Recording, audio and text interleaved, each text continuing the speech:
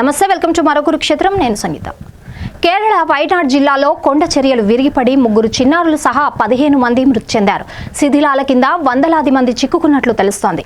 Rescue బృందం ఘటనాస్థలికి చేరుకుని సహాయక చర్యలు కొనసాగిస్తున్నారు.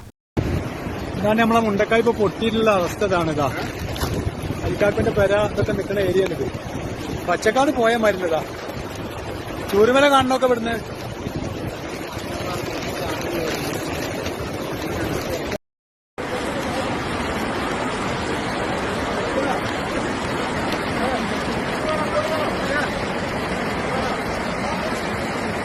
ഇവിടെ 2015 നടന്ന പുത്തുമല ദുരന്തത്തിനേക്കാളും വളരെ ഭീകരത. വല്ലാത്ത അവസ്ഥ. അടുത്ത മാത്രം ഇത് നമ്മളെ സ്കൂളിന്റെ സൈഡിലുള്ള റോഡാണ്. റോഡിലൂടെയാണ് ആ വെള്ളം വരുന്നത് കേട്ടോ.